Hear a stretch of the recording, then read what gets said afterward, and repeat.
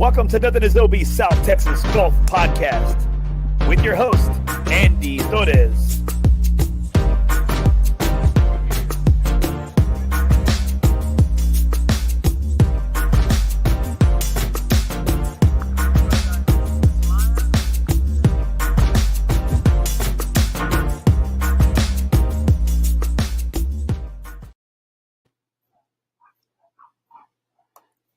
All right, guys, welcome to the show. I got a great show tonight, episode number 69 of NothingisOB South Texas Golf Podcast. I got Coach K, Coach John Knauer from the University of Texas at San Antonio, head men's golf coach. He's going to talk to a little bit about how the season went, his highs, his lows, and a little bit about his journey throughout collegiate golf. Hey, Coach K, thanks for joining the show tonight. I appreciate your time. Oh, absolutely. Thanks for having me on. Let's get right into it, Coach. Now, looking at your schedule this past year, you had some ups, you had some downs, and talking a little bit off air, we talked about the real success that your team had this year. You had 104 wins to 61 losses. Now, why don't you explain to everybody just a little bit about that at home, what that 104 wins means, because it seems like that was the most, it looks like that was the most in program history, if I'm not mistaken. Yeah, it was.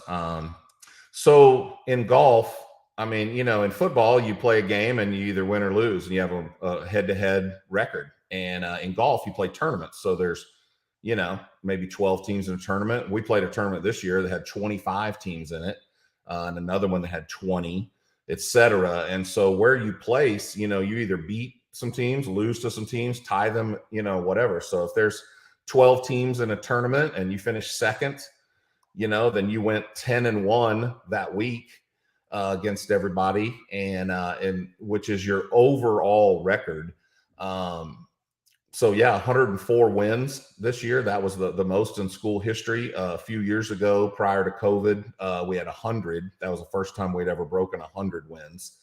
So yeah, overall winning percentage, pretty good deal there.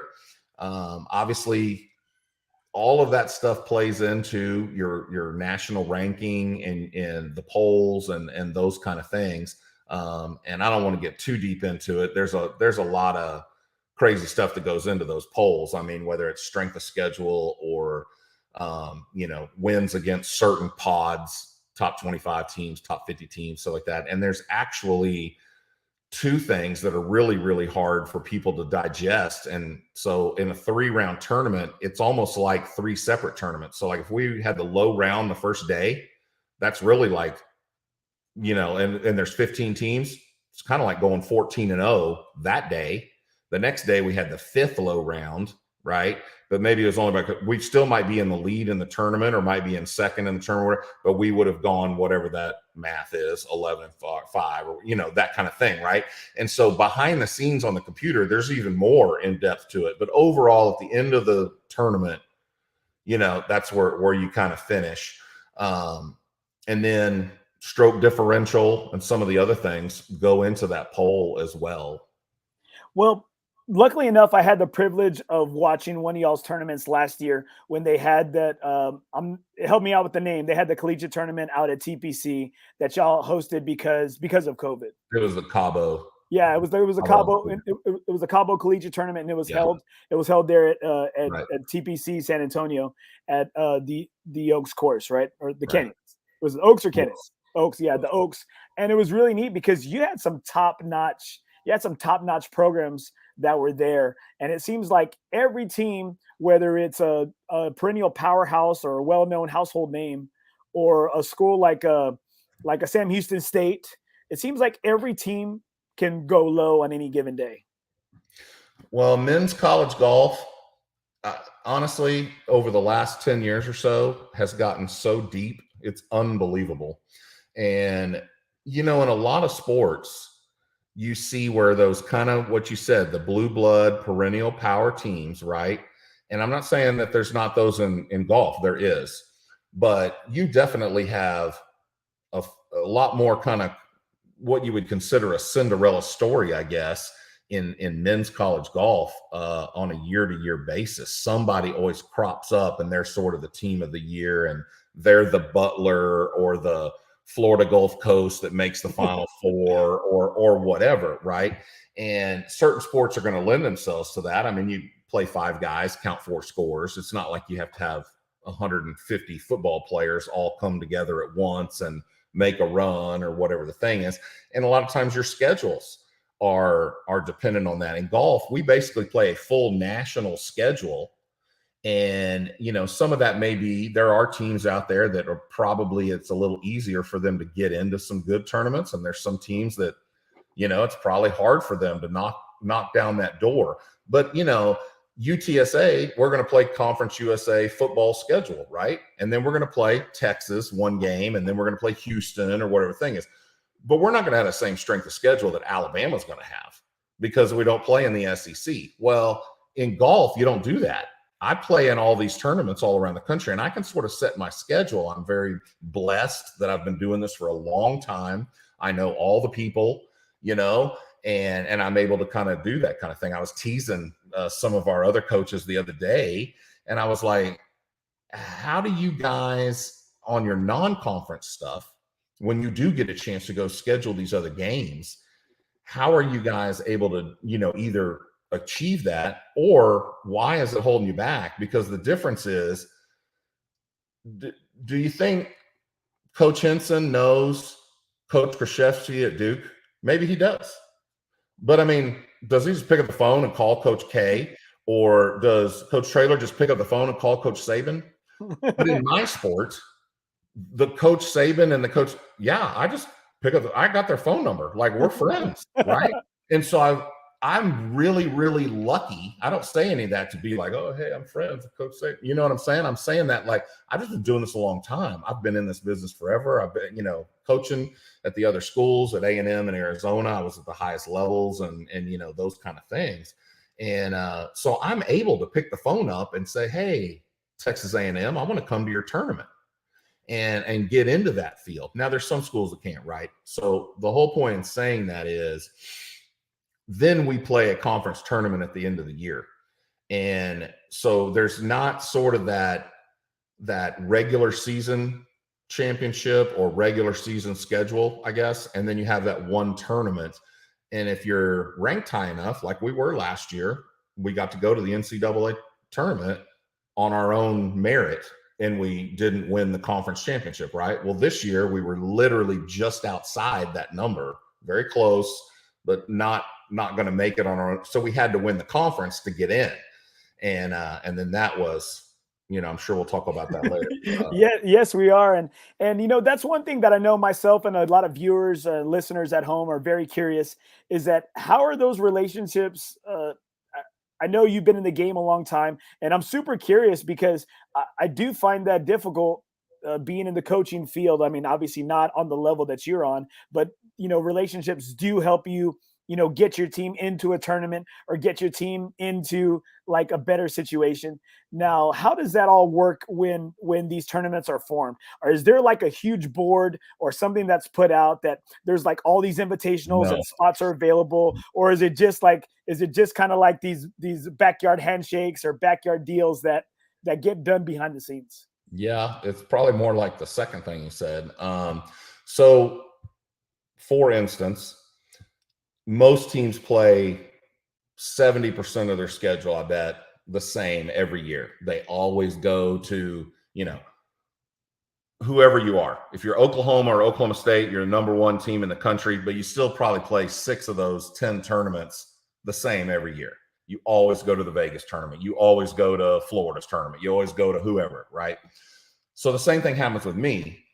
I kind of have a certain amount of tournaments that I always go to. I always play in A&M's tournament. It's a big deal tournament, a lot of top-ranked teams. I always play in Houston's All-American tournament, 18, 20 teams, a bunch of top-ranked teams. But I always play in those events. I always play in Louisiana Lafayette's tournament, you know, if hosting our home tournament or whatever the deal is. But there's always going to be a couple that you switch around. So you start looking and you say, hey, you know, I kind of need a tournament in this 2-week gap. What tournaments are out there? And then you can go to the golf stat, you know, schedules and see every tournament that's played during those 2 weeks. And you can say, okay, well, hey, so for instance, this next year compared to last year, we started at La Tex tournament. So we're going to go back there. Same thing. All right, great. Well, then the second tournament was our home tournament. And we have come to a point where we feel like the date that we had was overshadowed by other events and some other factors. And we didn't like that anymore. We couldn't get the field that we wanted to get. So we've decided to not host our tournament next year. So we're going to take a year off. Now, I was teasing my assistant the other day. I said, I went and did the math. And last year was the 50th college golf tournament that I have hosted. I said, man, that might be a good number to stop on. We might never host it. And we'll see how we like it. But anyway, so we got to replace that. So I was looking in that kind of 2-week window. So the New Mexico tournament, which is the Tucker, the William H. Tucker, it's a historic event. A lot of great teams, especially West Coast teams. And that's the other thing in your scheduling. You kind of want to play guys from everywhere. You can totally hole up in your own little region and just drive around and not do too much, play on the same kind of grass every week and play the same teams every week. And it's really a bad thing for you. Unless, I guess, you just win every tournament and win by a lot. But still, you don't have any other touch to these other teams. So if I play Texas State 8 times, that's not going to help me as much as if I only played them 4 times. But the other 4 times I played whoever, USC and Yale and Florida and Ohio State, right? Because now the only way to touch those other 4 teams is through someone else. So then if Texas State goes and they play Ohio State somewhere and they lose to them by 50 shots, and I've only beat Texas State by 1 shot, the computer basically thinks I'm 49 shots worse than Ohio State. And I've never played Ohio State. You don't know if I'm 49 shots worse, but it has to touch you somehow down the line. By the end of the year, you have some way of touching all the teams. The silly little things you see where somebody goes, UTSA football beat, Houston, and Houston beat Baylor, and Baylor beat Texas, and Texas beat Oklahoma, and they're ranked number 1. So we're number 1. Stupid like that, but it's kind of like that. Now, I mean, obviously it's not. Are you serious? It's not that, but I'm saying it's kind of the same thing. You kind of have opponents down the line. And so you want to play as many people as you can from all over the country. You don't want to just play people in the Central or just in the Southeast or why don't you break it down for us, Coach, for those people that don't know. So take us through what a tournament is like when you go, how many practice rounds do you play, or how many 9s do you get in? When do you get in before the tournament? What is your prep like? What was your prep like, especially for Texarkana for the conference tournament? All right. So there's basically 2 different kinds of tournaments. I mean, there's obviously a few more, but the basics are you either play 36-18 for 54 holes, or you play 18-18-18 for 54 holes. So 2 or 3 days. In college golf, you get 24 playing dates of competition. Doesn't matter how many holes you play. You play 1 hole, play 100 holes in that day. It's a day of competition. Okay? 24? Damn, that's a lot of golf. 24. So you can split that up. That's either like 12 2-day tournaments, or most people do kind of half and half. You play, some 2-day events, some 3-day events. And then sometimes you even play, we went this year up to Baylor, and there were 4 teams, and we played 2, and it was match play, both match. So we played a morning match, and then we played the winners played the winners, and losers played the losers, played an afternoon match. So you got to play against, and same thing, head to head. So if you won that match, you got 1 win against that team. If you lost, you got a loss. And just like, at a tournament, if you were to beat them in stroke play. And that was just 1 day of competition. It was just a 1-day deal. So, but nonetheless, you normally have an 18-hole practice round the day before. And then depending on what you have going on as a coach, most of the time you go the day before that is your travel day. and you may travel into town, you may go to the golf course, and they may allow you to chip and putt or hit a few balls, but you don't get to play. Now, there's an occasion down at the Border Olympics, because it's hosted by the Border Olympics. It's not, even though Houston is the host school, that's just in name only. The Border Olympics people host the tournament. Where's the Border Olympics? Is that in Laredo Country Club? Yeah. Okay. And so they'll allow, if you come in the day before that, they'll let you play that day too. So it's like getting 2 practice rounds if you want, if you're going to come in that early. At Lafayette, they do the same thing. They'll let you go out in the afternoon the day before that, and if you want to play. And so some places now, like at our tournament, no teams were allowed on the golf course that day before. You got your 1 practice round on the Sunday. That was it. And so it kind of depends, but that's your basic thing. So when we went to Texarkana, we went up. It's a 7-hour drive. Got up early, drove up there, got there about 2 o'clock, checked into the hotel, and then we just went over the local high school there, Texas High. Actually has phenomenal facilities. They have their own indoor facility. They have, it's crazy, right? It's like a college deal. They've got their own driving range deal, like right there at the back of their school, all this stuff. So my assistant was a former high school coach for a long time. He knows the guy there very well. And so we just called up. We went over there and we kind of made it a funsy kind of a day. We hit a few balls and stuff, but we were doing these little chipping contests and these little putting games on their indoor thing, and just to sort of get a golf club in your hand, get out of the van, stretch, that kind of thing. It wasn't any kind of major. Keeping it pretty light and loose. We weren't breaking the TrackMan out and doing major work, right? So then the next day you get your practice round, and so you're going to get out early and do your warm up and do what work you need to do. But we always say, when you get there, you got to already have it. You can't be searching for it. So we do all our, your practice and your preparation before you get to the site. It's kind of, you got to dance with who you brought when you get to the site. You can't be saying, oh, suddenly I don't know what happened, but I'm kind of fading it today. Well, we're not going to be just trying to reinvent the wheel to get that, buddy, aim left and fade it. That's what you got. And in regards to that, I don't mean to cut you off. In regards to that, I know you have your 5 guys that you go with. Do you have an alternate? And I know you have several other players that are part of the team that do compete as individuals throughout the season as well. So do you take those other individuals with you, or how does that work? So during the regular season, we obviously would qualify, so your 5 guys can switch, that kind of thing. So depending on, who's playing good that week. But you will then sometimes, like what you just mentioned, sometimes we'll get to take 6 or 7 guys. Like at Laredo this year, we took 2 extra individuals. So we had our 5 that were competing on the team. We had 2 guys competing unattached. So they can win the tournament individually, but obviously their score doesn't count towards our team. So that's during the regular season. Once you get to conference, regionals, and nationals, you're allowed to bring a 6th player. They do not play in the tournament. They don't play like as an individual. But you now have someone literally sitting on the bench that after round 2, old Joe over here hurts himself, breaks his finger, you can plug in the other guy. Or maybe he just played bad. Maybe shot 82 in the first round. You're like, yeah, I'm going to give the other guy a chance. And you can flip them in and out. And then maybe that guy doesn't play good, flip it. You can flip each day. Before each round, you can set what 5 you want. Now how normal is that from your years of coaching for somebody to do that?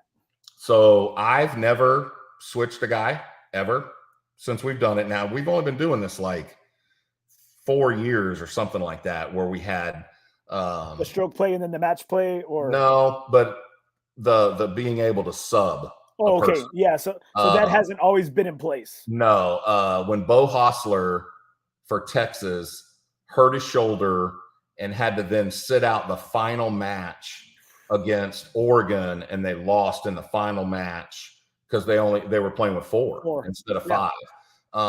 Then the next year, people had been kind of talking about it a little bit, but that was sort of the thing that put it over the top. So we kind of call it the Bo Hostler rule. So then now you can bring, now, like I said, it just depends.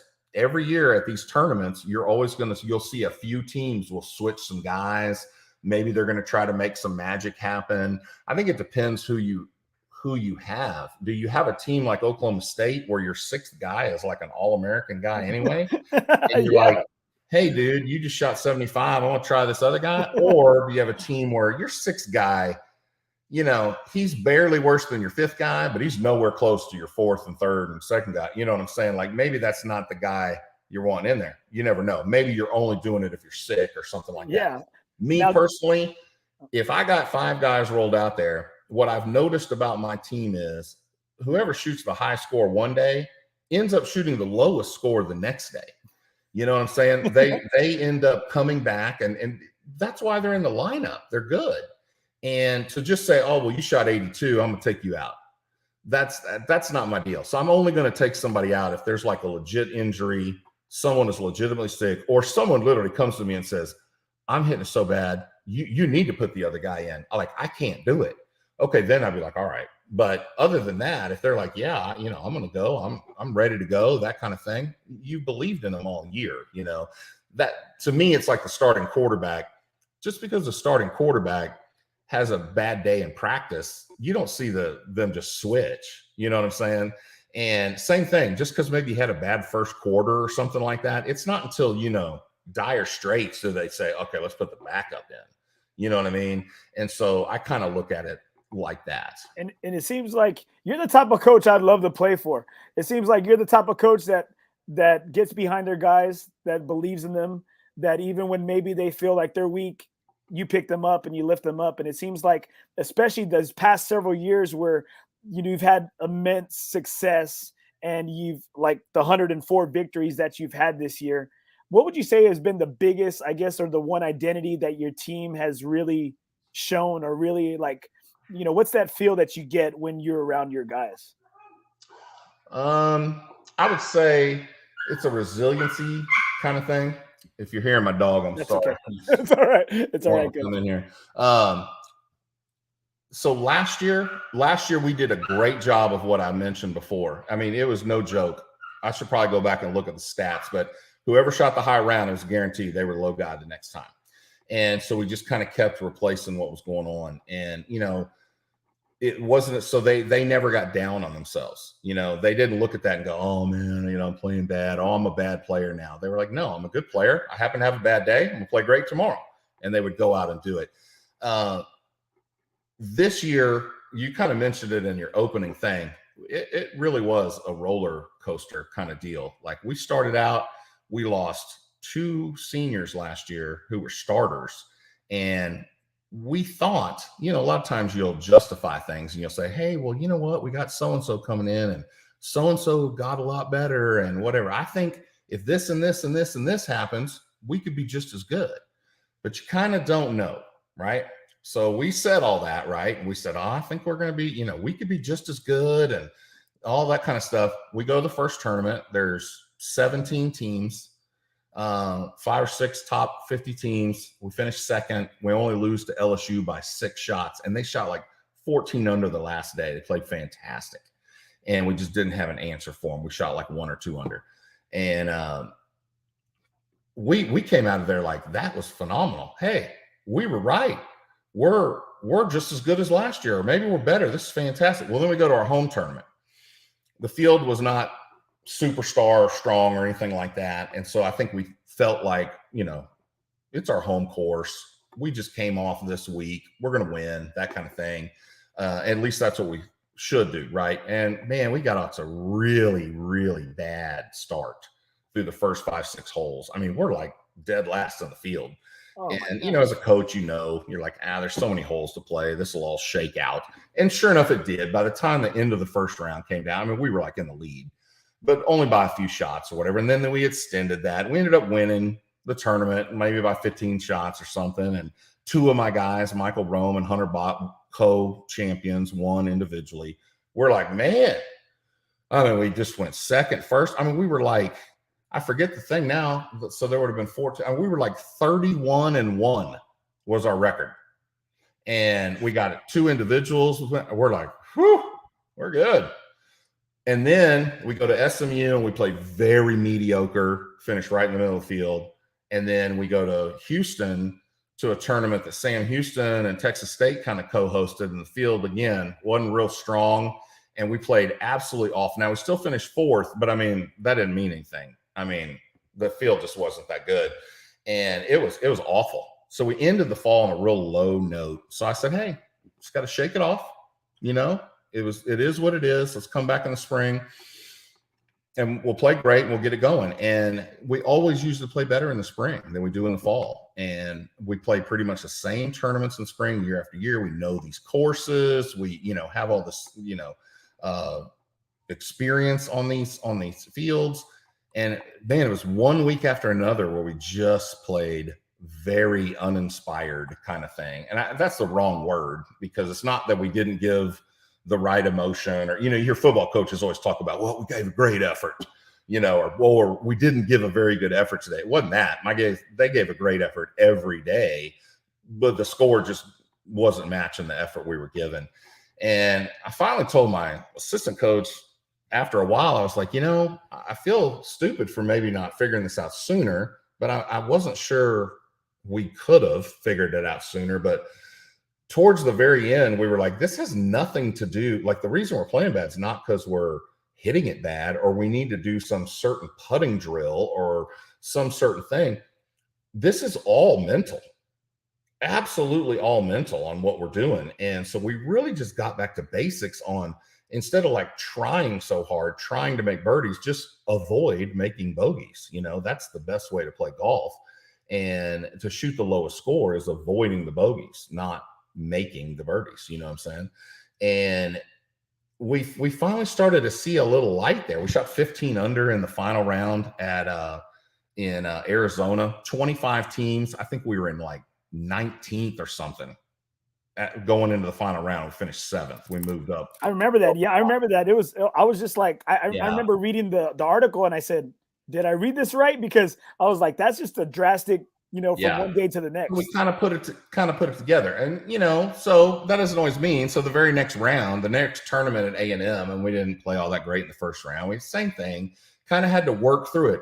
But we finally got it hitting on all cylinders at the conference championship. We played 3 really, really solid rounds of golf at the conference championship. And then the final round, it was very tight. We're about 4 or 5 shots ahead, of the 5th place team so that we can make the match play.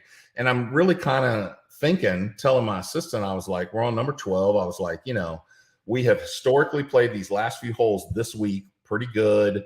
As long as there's not some meltdown or some other team doesn't just make 12 birdies, and, it could happen, but I was like, you're talking about extremes. We're probably going to be okay. And like literally as soon as I said it, 15 minutes later, Christian makes a 10 on the par 5. And, just one of those moments, kind of like Sergio, the hole was like 13 at the Masters. And he just kind of kept dumping it in the water kind of deal. So anyway, suddenly we're only 1 shot ahead now. Well, from that point forward, they played 6 under par, and they played the last 4 holes, all 5 guys bogey free, inspired. It was awesome. Hell yeah. So we moved back up out of the 4th place into 3rd place, and we're kind of like, okay. So again, we played fantastic in the match play in the first round, win 4-1. And then in the second round, we played really good golf. Charlotte, 28th ranked team in the country, they just played better than we did. And it was one of those weird things where we kind of felt like we had 2 matches. I don't want to say it in the bag, but like we were in really good control. Yeah, you were up. I was looking at those. Yeah, with a few holes to play. One of our matches was already over. Hunter was like even par on the day, and he just got destroyed. I mean, the other guy was 6 under. He only missed 1 green. And that guy's a conference player of the year and the whole 9 yards and stuff, but still he played great. And Christian Fanfell is like 2 down, and he's 1 under on the day, and he's still down. And then David Fanfell was a couple down. And so, David Harrison was a couple down. So anyway, I'm on the 17th green, and my assistant's down on 16 green, 17 tee. 17 is a drivable par 4. And Christian is really long. So, this is like 3-wood for him. Everybody else trying to hit driver up on the green, 3-wood. And so I'm thinking, okay, he had just won a hole. He's only 1 down with 2 to play. I'm like, here's what's going to happen. We're going to win those other 2 matches. We've already lost 1. We're likely going to lose David's match because he's like 3 down with 3 to go kind of thing. He'd have to have a serious rally. I said, but Christian's probably going to win this hole or win the last hole and go to extra holes like we did 3 years ago. Yeah. And while he's up on the green chipping, David's hole gets closed out on 16 green. And I'm thinking to myself, I think we got a good chance here. And the next thing I know, the other guy makes a long birdie putt and boom, it's over. Like within 20 seconds, my thought process was, this could go to extra holes. We got a really good chance here. And then I was like, oh, never mind. It's over. We lost. Well, and so it was like real crazy, kind of a surreal feeling. I like didn't know what to do. That's something you explained to me in the first time I interviewed you and discussing what occurred about 3 years ago. That I remember you stating the same situation. I can't remember what player it was, but I was in the playoff hole, and you mentioned something that maybe some people don't get when you're out on the course and when it's a man on man, match play. I think it's like the purest form of competition in golf. It's the one thing we have that's a one-on-one. Is that you really always have to assume that your opponent's going to make the putt, and you hate it. You so hate it when it happens. Yeah, no, you do. What you mentioned was years ago. So Michael Rome finishes his match off in his half. So they're going to extra holes. Now we still have to win another match coming down 18, which we did. By that time, Rome's on about the third hole, and drama has already ensued. I mean, like he had an eagle putt on the second green. The other guy's over the green, like in the bushes. And we were like, that's it. We're going to win. And the other guy chips it out of the bushes, runs it up the thing to about 6-7 feet, and makes it for birdie. Michael misses his 15-foot eagle, halves it with birdie. They move to the next hole. And then it was the opposite. Michael is so out of position, short-sided over a bunker, no chance. The other guy's got 15 feet. That's it. We're going to lose. He flops it up there to maybe 20, 25 feet and makes it. The other guy 2 putts, so they have. And then the last 2 holes, the 5th hole was the most dramatic. The Middle Tennessee guy has it in there on the right level. The green is a 2-level deal, and he's on the bottom level with the hole maybe 12 feet, but it breaks. I mean, it's not an easy putt. It's kind of a little downhill slider, but still it's like 12 feet. And Michael's shot sails to the top shelf. I mean, the chances of him even 2-putting this maybe aren't that great. I mean, we're kind of hoping he can nestle one down there, and then we got to hope the other guy misses. And Michael cans it from like 50 feet. The place goes berserk. It's as if we're in. And so that's where I said to myself, expect him to make it, expect him to make it. I'm saying that in my mind because I'm like, but I'm still thinking there's no way this guy's going to make this. With the scene that just happened. This was like the deal at the Ryder Cup when Justin Leonard's running around the green and people are going crazy and screaming because we've got all these parents and grandparents there. They've got no one there. There's 60 people surrounding the green. They're all cheering for us. And the other dude makes it. And then on the next hole, they both kind of hit it 18 feet. Our guy's downhill leaves it this far short in the jar, and the other guy had one uphill so he could make a better run out. And he made it. 6 playoff holes. But yeah, it was the same kind of, it was a little bit of that kind of thing, but it was, I don't know. I had this good feeling about Christian. I just had a good feeling about what was going to go on, that even if they didn't win that 17th hole, he could go to 18, maybe win that hole. Like it, I just didn't expect it to be over right then. And then boom. And one of the things I do for my team every year is if you're a senior on my team playing your last round of golf, I position myself where you are on the golf course so that when you're coming down like 18, I stop and I walk the entire hole with you. And we talk about all the stuff that went on during your 4 years. And, we laugh about some things and we do all this stuff. And then you putt out and a big hug, some tears, whatever the deal is. So I always do that with everybody. So last year at the regional, when, we're coming down the 18th hole, I got to do that with Chad. I got to do it with Colin and all this kind of stuff. Well, this time I'm not even thinking about going to the back so I can play, walk a last hole with Michael. I'm still thinking this thing's going to go to the end and maybe we're going to win and go to the regional, do it. And suddenly I'm like, oh, it's over. So I get in my cart and I drive down back to 14 fairway where Michael's already been told that it's over. So they're walking in and just stopped him. And I was, he took his bag off. We hugged in the fairway and I just kind of told him, I said, hey man, I'm sorry. I always walked that last hole. I didn't get a chance. I said, I thought we were going to win. And it suddenly was over, and I just want to come down, and just kind of said my piece and, that kind of thing. So still had a nice moment. His dad was there and that kind of stuff. But I didn't get a chance to kind of do my normal thing I like to do with those guys. And so I don't know, I felt like it was taken away from me a little bit, and should have at least got to go to a couple more holes so I could have done the right thing. You could have kept up with your tradition, and that stings.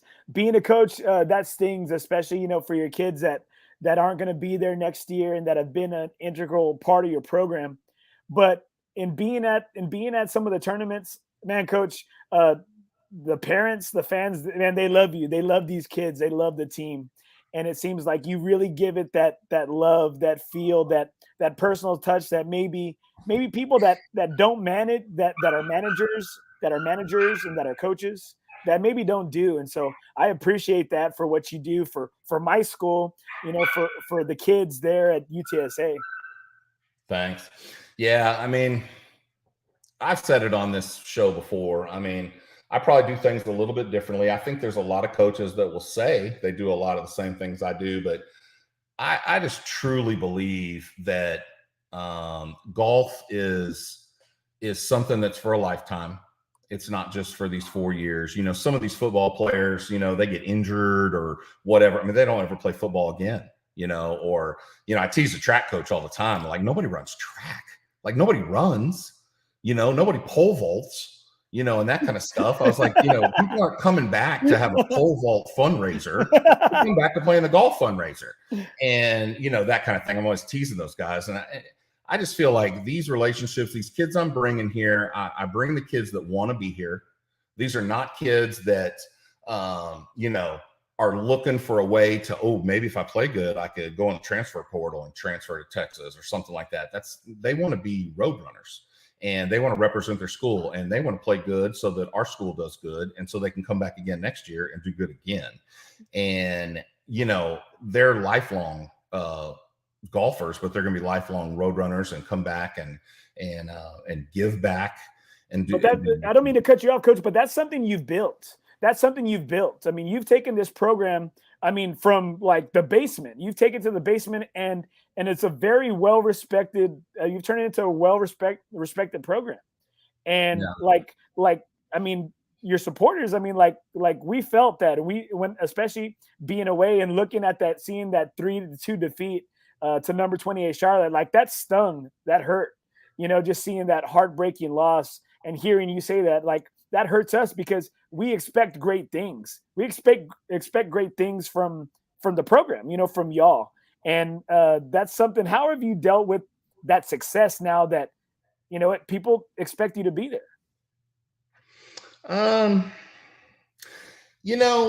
We kind of stole a little of the don't eat the cheese thing from the football team. And we kind of told our guys, look, none of this stuff from year to year really,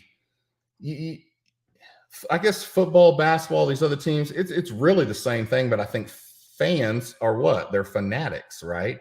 And so just because your team went 12-2 last year doesn't mean our team's going to go 12-2 this year. It's a different team. And even though a lot of the players may be the same, we got some different coaches. We got a different schedule. We're not even playing the same non-conference teams. We're not playing, getting to play Western Kentucky here. Well, next year we got to play them there, or whatever the deal is, or not play them at all, and those kind of things. And I think people don't think about that. And so I've always told our guys, golf's completely different. Last year we might have played in a tournament that the weather was awful and we didn't do very well. Well, this year we played the exact same tournament on the exact same dates and the weather was beautiful. Maybe we played good. So golf, being outside, all the things, it's a completely different year that you have to start over every year, and nothing is given to you because you were good last year. There's no preseason poll. They'll start out with a preseason poll and they'll say Alabama's number 1 and Clemson's number 2 and Ohio State's number 3, right? And that's off what they did last year. And they'll have a little projections. Maybe if Georgia lost 15 kids to the draft, so maybe they're going to be 4th and not 1st, right? But they're still going to be up there high. Well, then they'll start playing a few games. And those things will change a little bit. If somebody has an upset and loses, or, Texas will be ranked number 8 and they'll lose the first 2 games, and then they'll be out of the poll or whatever the thing is, right? Or somebody else won't be ranked and they'll suddenly be in it. Well, golf doesn't do that. It starts completely over your body where you don't get this little like nudge of, well, we were good last year, so we get a little bonus starting. So I always tell those guys, some of that doesn't mean anything. That's interesting. And it was a year ago. Every golfer knows, everybody on this podcast knows, last week you played so good. Why is it you're playing so bad this week? Right? Because you played so good last week. It was just a week ago. Well, think about my guys. That was like 6 months ago. So just because we played good doesn't mean we're going to play any good now. And vice versa. If we played bad a week ago, doesn't mean we're going to play bad again. I totally agree. And that's what makes your job difficult, because your job is to make sure you're playing hot and you're prime at the right spot, and making sure your guys get battle tested all the way through, from starting from last year, in 2021 in the fall, and then into the spring. You have that tough job to making sure that your guys are hot at the right time. And it seems like these past several years, you're doing that. And it's great to see. You're the first person ever to say that my job is difficult. If I had $1 for everybody who says, you're the golf coach, that's awesome. That must be the greatest job in the history of the world. It is. You just play golf every day. It is. It is. You do have a great job. You do have a great job. You have a great job. And it seems like the school is just taking off as a whole, especially with the race facility that y'all have. How has that been for recruiting? How has that been for your guys as a fitness, a program level? How has that been for y'all? Well, I'm undefeated in recruiting in that building. Any kid I've given a tour, we've signed. So, or at least got a commitment. Now it's only been a couple kids, because with COVID, we had guys that stayed late. So we only needed to get one player for 22 and one player for 23. So I'm already on to the 24s, and have been onto the 24s for a good 6-something months or whatever. Now I got a couple people on here. They're like that are commenting on here. Have you found any local talent? Mm-hmm. The guy that holds all the records for us is Xander Lozano, played at Bernie Champion. I see his sign all the time. Yeah, one of our best players on our team now is Christian Fanfell, who is from here. We have Patrick Kahanick on our team right now, who's from here. I know Patrick. I see Patrick all the time at Oak Hills. All the time at Oak Hills. Yep, absolutely. And so we've had numerous players from the local areas. One of the things that I had to learn when I got here, coming from Tucson, you think Arizona is this golf-rich kind of state, right? Because there's all these golf courses, all these golf tournaments, everybody plays golf, but it's either uber elite country club type atmosphere, or it is a lot of like resort type stuff. Tons of like resort type golf. Come stay in the hotel, play golf, that kind of thing.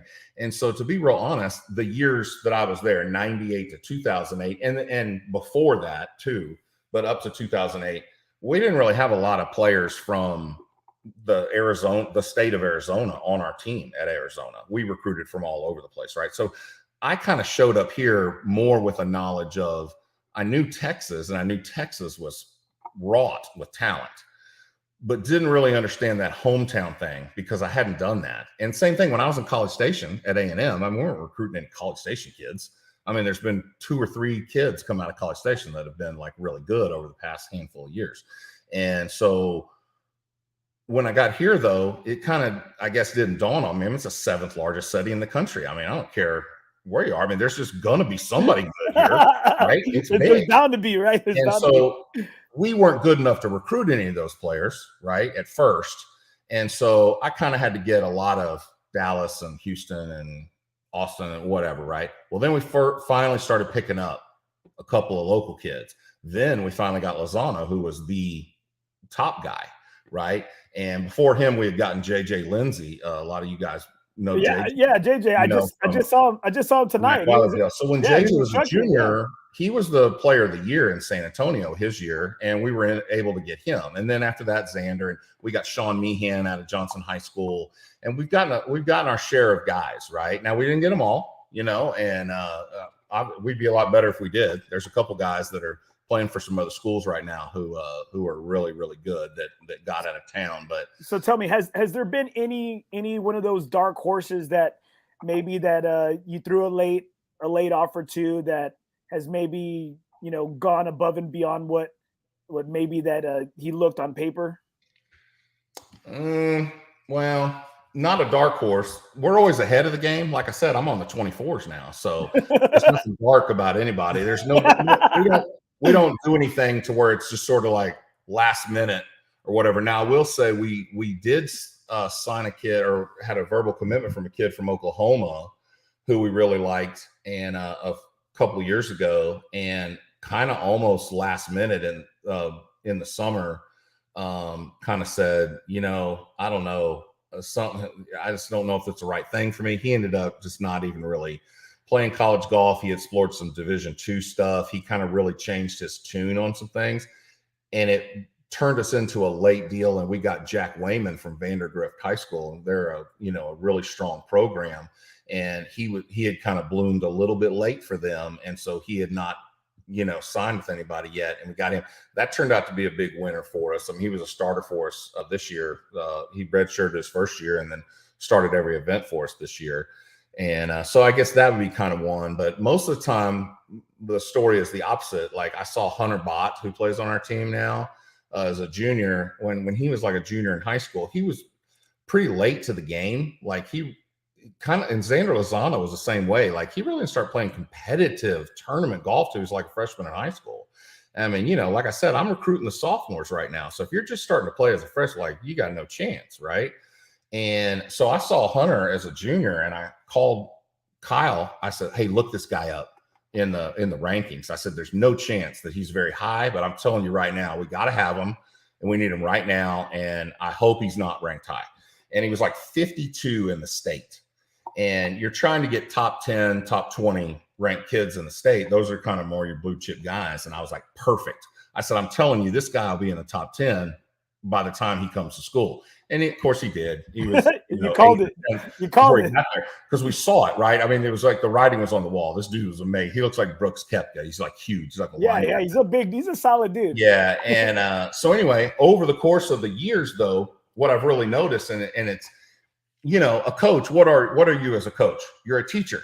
So it's no different than when you're teaching a kid an algebra problem and he's struggling and you can just tell he's not getting it, whatever. And then suddenly, like, the light comes on and you see him get it. And that's so awesome as the teacher, right? Well, the same thing here. Like, Hunter asks me stuff all the time. Coach, what do you think I should do from this lie or whatever? And I'll say, oh, you just do this, this, and this. I mean, it is so simple. It's like something you teach a kid at golf camp. Right. And he's like, oh, that's amazing. Like, because no one's telling that. Because he came to it so late and he was so talented, they basically skipped the fundamentals with him and went straight to all the crazy stuff. Right. And so, I mean, I've taught him some stuff around the greens or in bunkers. Like, I kid you not, it's stuff I would teach at golf camp to just the junior kids. Right. And he's just like baffled by, this is unbelievable. Like, that's great. And the light comes on, and it's neat to see that, because you just don't get that anymore. And college athletics is so elite now that you don't get a kid that is not, grew up and David Ledbetter was his teacher, or Butch Harmon or whatever, and he's played in 10 US Opens already. You know what I'm saying? You don't get these kids. Now, got another question right here. Any advice for junior golfers trying to get seen? All right. The first thing you got to do is, you got to evaluate where you're at, what your skill level is at. And so if what you're talking about is a 8th grader and they're coming along pretty strong, you're like, this guy's getting pretty good, this girl's getting pretty good, whatever the deal is. Well, then you just kind of got to figure out what tournaments to get in. It's all about tournament golf. And you can be seen two ways. I don't have to be at the tournament, but I look up the results and I see, oh, hey, look at little Bobby here. This guy shot 66 in the final round. Wow. Check that. Oh, he's a class of 24. I'm going to keep his name over here on the side. And then the next term we go to, oh, hey, this Bobby kid that shot, let's go watch him. Right. And then the other way is, though, if you're a later person, like say you're already a junior in high school or even a senior in high school and you haven't been getting a lot of looks, you got to really decide where do you truly land? Because I think too many people only think that A&M and Texas Tech have golf teams, and that's not true. And just because you can't play there, and you may not be able to play for us, there's a whole bunch of teams. There's 22 Division I teams in the state of Texas. And then on top of that, there's Division II teams and Division III and junior college and NAIA and all these other things. There's like 1,000 schools out there that, you know, that have good facilities and all these places you can go to, but you have to be willing to see where are you truly at. And too many times you see kids and parents have bought into the, oh, you know, I'm going to go and play football at Alabama. And no, you're not. But there's a bunch of other places, right? And they just almost discount it like, well, okay, the writing's on the wall. My kid can't play golf at Oklahoma State and Oklahoma and whatever. And then it's almost like they just give up and ditch it. Well, I couldn't go to Texas, so I'm going to go do whatever. And I would say in the old days, when I graduated high school in 1990. Now that philosophy was a lot more prevalent, because if you couldn't play on the PGA Tour and beat people like Phil Mickelson, there was no other tour. There was no Korn Ferry Tour, and there was no path through PGA University to get to the Korn Ferry Tour and the whatever. I mean, they had other tours, the Hooters Tour and the Adams Tour and different things, but they were awful, right? You paid $600-700 back when that was just like, I mean, that'd be like paying thousands of dollars now. And you were just playing for your own money. You know what I'm saying? It wasn't a very, you weren't getting a big return. So I knew as a high school golfer, I had offers from some Division II schools, Division III schools. I did not know, like what I just talked about. Like I didn't really know down the line of Division I, like really paid much attention to that. And so I knew I couldn't play at A&M, and I couldn't play, you know, like that. So I was like, I'm just going to go to school at A&M and get a degree. I'm not going to go play at Methodist University, which is Division III, which wins the national championship every year.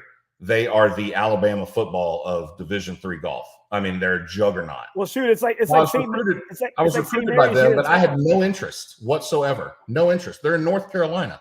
I could have gone to North Carolina, played all this great golf, done all this stuff, but it just didn't even bother me, because I knew there was no future past that. Like, why am I going to even go play golf?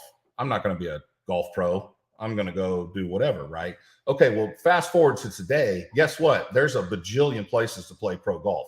All these kids can turn pro and at least give it a try. And so now it's more important to play than to sit on the bench.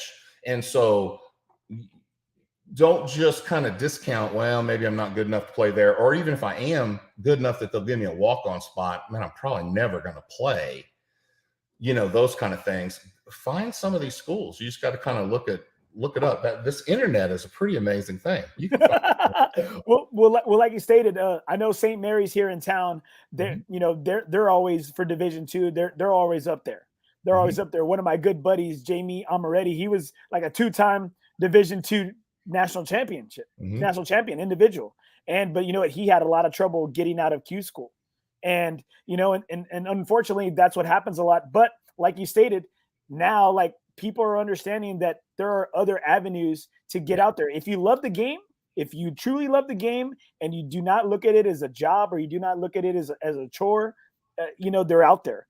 Like, has the NIL deals or any of the transfer portal, has that affected your program at all? Or has that come up as something of a topic between you and your staff?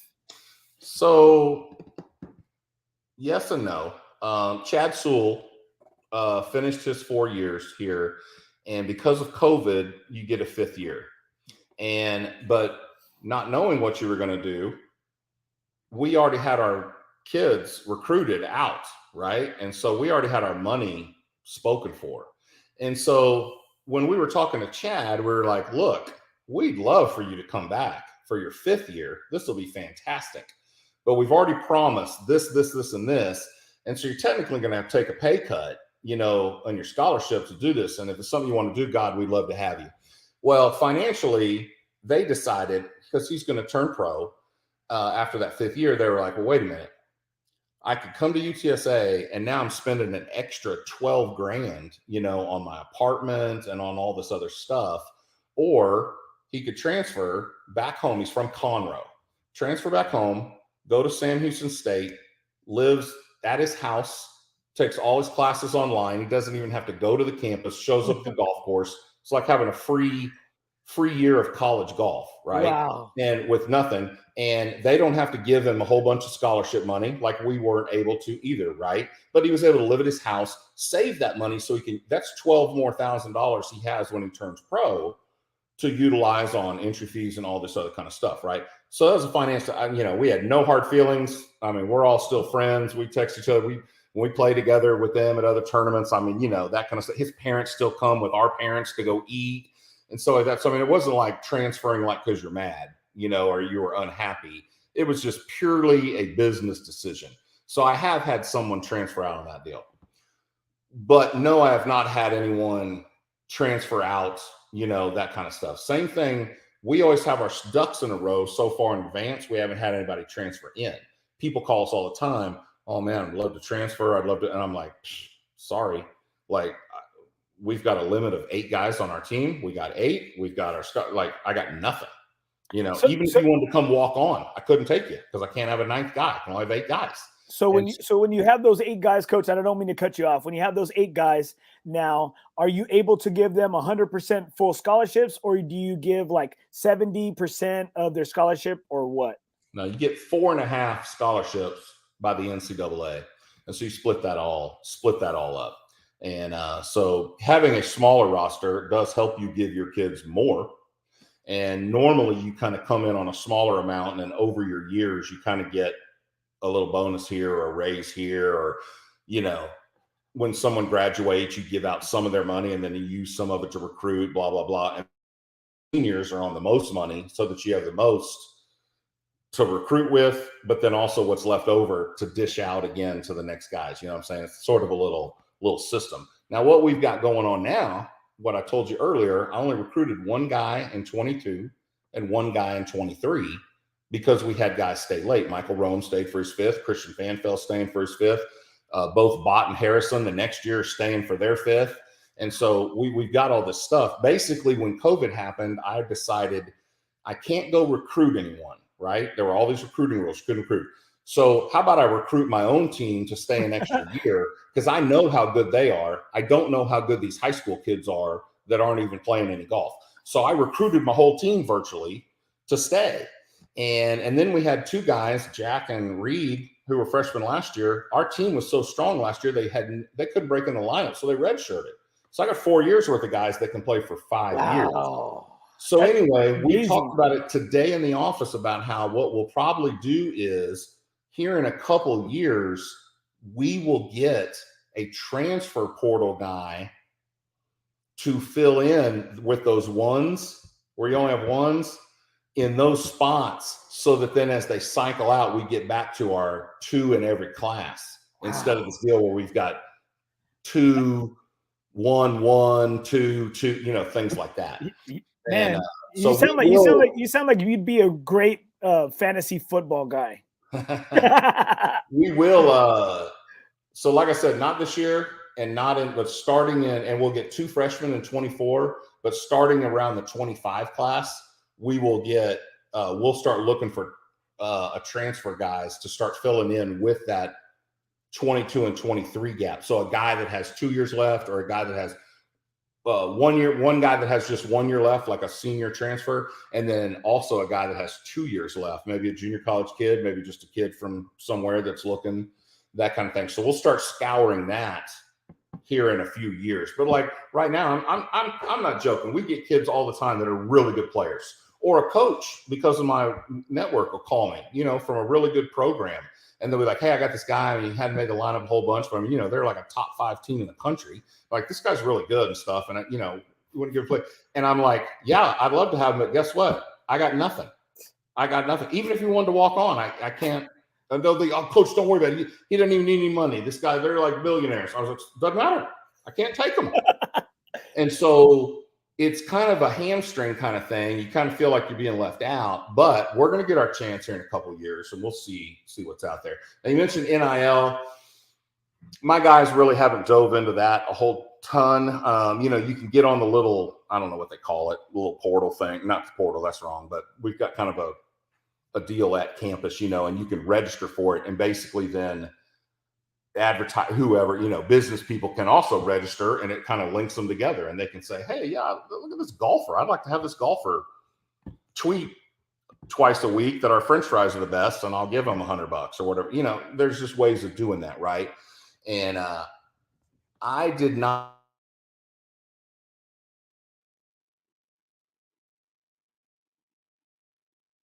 You were just crazy, and I didn't think that UTSA was going to be affected much, because I honestly, even though we get great support in the city of San Antonio, I was like, man, this is a deal where the quarterback and maybe like your starting point guard, are going to get something, because I didn't really understand the Wild West that this thing was going to turn into. And now it's turned into a crazy thing, and we have got to jump on it, because now the big schools with the transfer portal, it's a known deal.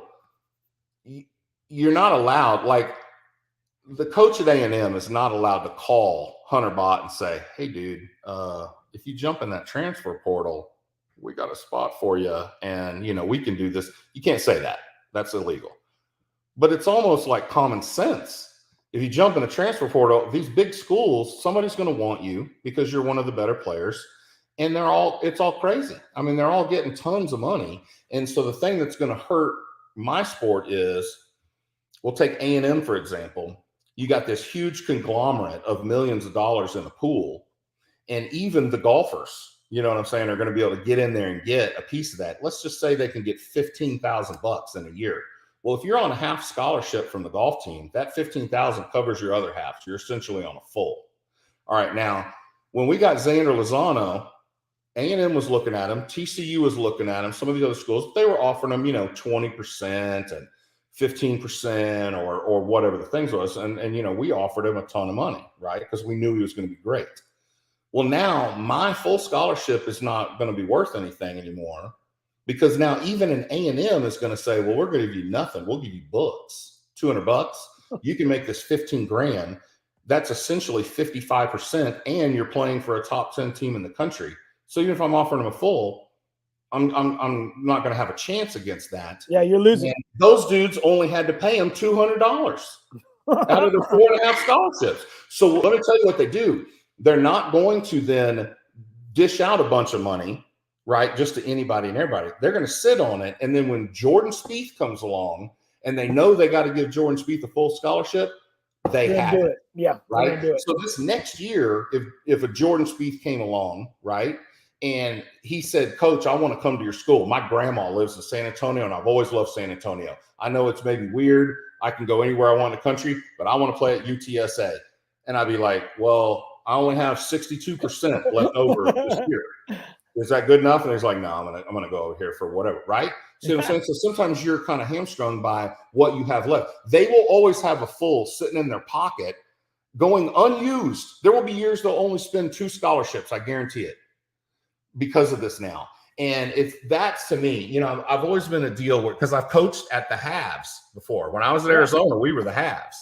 And so I know what it's like. And so I've never really been the guy that's like, oh man, the haves and the have-nots, and it's getting wider and blah, blah, blah. I mean, hey, those teams are great. They got great facilities. If they can do, that's fine. I've never been like a whiner like that. But let me tell you right now, this split is fixing to get so crazy but you know what I'm really kind of got a little bit of optimism about is San Antonio always comes through for its people, whether that means they show up at a Spurs game, whether that means they show up at the rodeo, whether that means they show up in the Alamo Dome to see us play in the Conference USA Championship game. Just the fact that we started football here at the school and did what we've done in an amount of time. San Antonio always does that. And when I got the job, for those of you who remember the last time I was on here a year ago, I asked the ADs, how in the heck am I going to raise any money here? Like, we don't even have any like alumni, you know what I'm saying? That if like, you know, compared to these other big schools, we only got a couple guys that are millionaires versus whatever, right? Well, they looked me in the eye and they said, San Antonio is the greatest, most philanthropic town there is.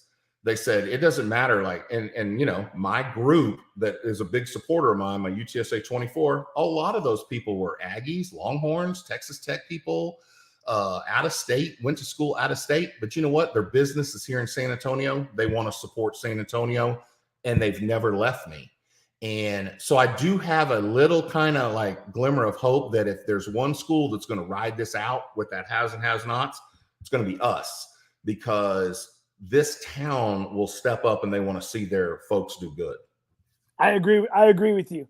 I totally agree. I teach and coach at a small Catholic school, and I've always looked at things I've never looked at the have-nots. I've always looked at the haves. And I think that the thing is that your team has taken really your personality, Coach. You said resiliency. And I think, like you stated, I think the city being very resilient, especially during the times that, you know, thank the Lord that we're hopefully getting over, and UTSA has been part of that resiliency as well. It seems like the athletic program, the school, it's bringing a lot of these people out that maybe graduated from somewhere else, and they want to support somebody, and they want to see other people do well. And that's one thing that I love how you stated that, because I think those people are coming out. I know we tailgate for all the UTSA home UTSA football games, and we go to several of the away games. There's this one family there that they have this huge RV, and she's got like kids and grandkids that have gone to all these different schools, but where are they? They're there supporting UTSA. Mm-hmm. Well, one of the last things I want to touch on, what are your thoughts on as you move within the next couple of years to a new conference, leaving Conference USA and going to the American Athletic Conference? Well, I tell all the other coaches, this could be the greatest thing for us, right? Because what do you always want to do? You always want to play better competition. You're always told as a little kid, play basketball against your older brother and get beat, but that's going to make you better, right? And so in the end, you're going to be better for it. And what I've seen, now this is purely my sport, not the other sports, because there's other sports that are the opposite of this and some that have, you know, kind of whatever. But in my sport, when I got the job, we were in the Southland Conference. There were 10 teams. And we were ranked about 8th out of those 10 teams. And just over the years, as we crawled up the ladder and we started to get kind of in that top 3, hey, we left and we went to the WAC. So we were like the 5th or 6th team out of like 10 teams or whatever in the WAC. And we finished 4th. We kind of overachieved, finished 4th in the tournament that year. And then we left. And we didn't have a chance to kind of crawl. Well, we started at Conference USA. And we were like the 10th or the 11th seed out of the 13 teams my first year. We crawled our way up, and we've been the top seed. Now, the last 5 or 6 years, we've hung out kind of in that top 3. We just got to where we're competitive every year to win that thing, and we're going to leave. We're taking the 6 best teams basically in the golf conference with us. We're all going. So we're not leaving any of the good ones behind. And we're going to add SMU and South Florida. South Florida's in the top 20 every year. SMU's always good. East Carolina, some of these, Memphis, Wichita State, some of these teams have been perennially very solid teams. And now I think we'll probably be more middle of the pack. We're not going to start at the bottom like we did in these other years, because we've finally gotten good enough. But I mean, we're going to, you know, instead of being 3rd, we're going to go back to being 6th or 7th, you know, out of those, we'll have 12 teams. And, well, guess what? We'll just start eating away and getting up again. And, but each time you get better teams now, you know, when we were in the Southland Conference, the best team might have been, you know, 20th one year. They might have been 30th in the country one year, 40th or something like that. Well, then we went to WAC, and one of those teams was 40th or whatever. In Conference USA, we've had teams as high as 18th or 15th and that kind of thing. Well, now, like I said, some of these teams are perennially, they're always in the top 20, if not sometimes in the top 10. or have won national championships and things like that, like in the case of SMU and some of those teams. And so, I mean, it's going to be a pretty good hill to climb. But, man, we did it every place we've been. I mean, I'm just getting ready to get on the ladder and let's just start go up the deal. And I think it's going to be huge exposure for us. When we said we were going to start football, I was the first guy to say, man, this is going to be great. We're going to lose 70-0 every game in football. And you know what? Everyone's going to see it on the bottom line. And no one's even seen UTSA before. I don't care how much we lose by. Now, I was wrong. We were very competitive from the very get-go, right? I did not see that part coming, have to admit. But we were on TV, and it's not even if your game's televised. It's just somebody's, I always say, everybody's heard of Lehigh. Where the heck is Lehigh? The only reason you've heard of that is because every Saturday, Lehigh versus whoever they lost to is on the bottom line across the deal. So you've heard of that. And so now we're going to a conference that is an ESPN conference. And so our games are not only going to be televised, but they're not going to be just televised on streaming. And they're not just going to be televised on whatever, a CBS Sports Network plus whatever. I agree. Alternate network thing. It's going to be on ESPN or ESPN or something like that everyone gets. Mm-hmm. And there'll be basketball games on, and there'll be baseball games on, and that because I was flipping through the channels the other night, and I was watching, some American Athletic baseball game or something that was on. I was like, see, look at this. One thing I was upset about is that I'm over here looking for the conference golf tournament stuff, right? And I see the Sun Belt Conference golf tournament on ESPN Plus or one of the ESPN 3s. And I'm like, really? I'm like, how is that conference on TV? And Conference USA, one of the perennial, outside of the big Power 5 conferences, how are we not televising our conference tournament? That's why we're leaving. and that's something that was really frustrating. Last thing, Coach, did you want to say any parting words or anything about this amazing team you had this past year?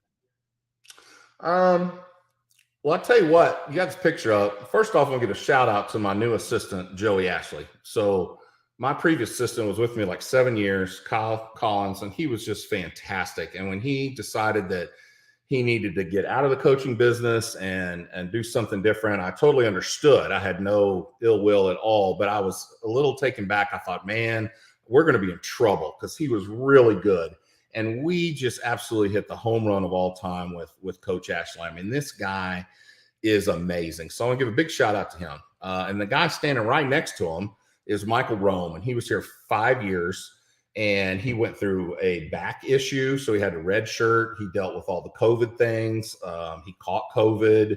All the stuff that you can think of. He had the highs and the lows. He won a tournament while he was here. That's a big deal.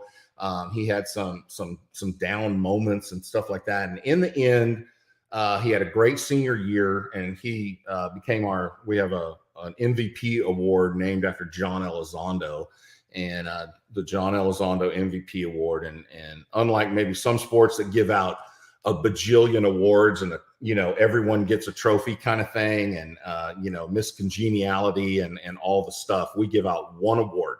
And that one award encompasses everything. It's not just who has a low stroke average or whose rounds counted the most or who won the most tournaments. Or it is, you name a stat. I mean, we pour over everything. It's also what you're doing off the course, what you're doing in the classroom, things like that. And so he won that this year, and that's a pretty big deal. And the rest of those guys, I mean, I could sit here all night and go down and talk about each one of them and tell you all these great things. But I wanted to mention those two guys right there because they really stood out this year and really helped lead this team. And I mentioned off the course, these guys had a 3.66 last spring. And this fall, they had a 3.4 or something like that. And I would talk to my guys individually at the end of the year, and the first thing I always ask them about is academics. And 3 or 4 different guys all said, they got to do good on one final, but they still have a shot at a 4.0. And so I'm super proud of these guys and the effort they put in, because we stress that a lot with them, that this isn't, it's student athlete, it's not athlete student. And I know a lot of times it seems that way, and it seems like it's becoming a business, and the players are got a way to get paid and all this stuff. Now it's still just student athletes. You're here representing your school, and you're here to get a degree. And all my guys have graduated and gone out of here, and so we're real proud of that fact. Well, Coach, thank you so much for what you're doing for my university. I'm a super proud alumni of UTSA, and I'm so proud to have you at the helm, because not only I always look at this as coaching. I've been teaching and coaching for 16 years. One thing I've always stated was that I'm not worried about the wins. If I try to make you into a better young man and do the right things, the wins will come. And it seems like, man, Coach, you do a little bit of everything. You're that father figure. You manage the schedule, you manage the numbers, and you coach more than just the program and more than just the kids. And thank you so much for what you're doing for my university, University of Texas at San Antonio. Thank you so much, Coach, for being on the show tonight. Thanks for having me, Andy. Appreciate it. Appreciate it. All right. Good night, Coach. Bye. I'd like to thank Coach K for being on the show. Always has great stories, and I learn something new every time. And being a coach and a teacher myself, he always pumps me up and makes me want to be a better coach and be better for my student athletes. Thanks so much for joining. Thanks so much for watching, for tuning in. Please continue to support the podcast, www.NothingisOBgolf.com. It's right there on the ticker on the bottom. Make sure you check out UTSA Men's Golf Program, UTSA Men's Golf, on Facebook, on Instagram. In the game of life, nothing is OB.